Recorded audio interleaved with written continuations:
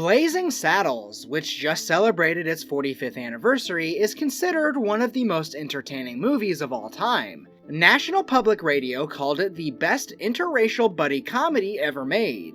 Mel Brooks' subversive Western-like satire was made to directly dismantle the absurdity of prejudice. It is, therefore, probably one of the most influential movies this movie giant had ever shot. Even Brooks himself thinks of it as his best comedy and has shared his opinion with the Tampa Bay Times. "I get goosebumps if I see it on a big screen, and there's 2,000 people in the audience laughing together. What I envisioned, what I dreamed of, would be a joke that worked, or a moment that worked, or something touching that worked." There are some surprising details about the making of this iconic film. John Wayne declined to take part in the movie. Once, while eating lunch at Warner Brothers' commissary, Mel Brooks encountered the legendary Duke. This is when he realized that John Wayne would be a perfect fit for either cameo or the Waco Kid. Unfortunately for fans of both the movie and the actor, he declined the offer after reading the script. While he enjoyed the idea of it and had explained he would be the first one to watch it in the theater, he did not see it as fitting to his screen image and career. The script was pretty controversial after all. Mel Brooks did not plan to call it by its name.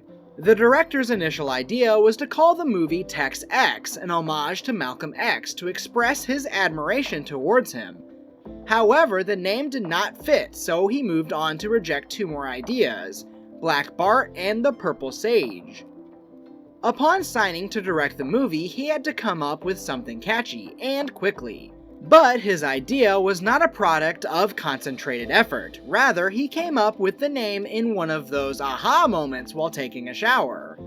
Slim Pickens went a long way to construct his character. Slim Pickens managed to embody the old-school, gritty feeling of the yesteryear in playing the archetypical cowboy, Taggart. He was so motivated to make the character feel as authentic as possible that he lived as a proper cowboy. He would sleep outside, hugging his Winchester rifle to get into the mind of Taggart. The idea of young Frankenstein was born on the Blazing Saddles set. Gene Wilder, starring as the Waco Kid, was the first one to have an idea for the next Mel Brooks movie that came to theaters just a year after Blazing Saddles was released. He got an idea while on set and pitched it to the director. Brooks said to the Los Angeles Times his idea was very simple.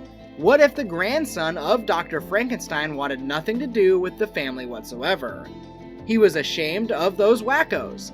I said, that's funny. This is how one amazing piece of art inspired another one that many of us would come to love. Gene Wilder was not Brooks's first choice. Just as John Wayne declined the offer, so did many others that Mel Brooks approached with his deal. Among them was Johnny Carson. Brooks needed someone who could pull off the role of a struggling alcoholic, and he finally found a real one in Gig Young.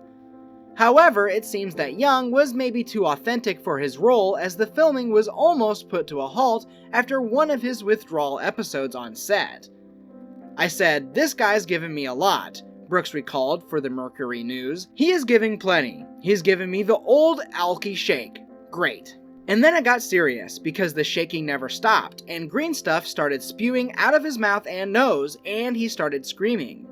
This is when Gene Wilder, who knew every single line for the Waco Kid, took over and did great. It remained one of the most important roles of his career. Thank you for watching!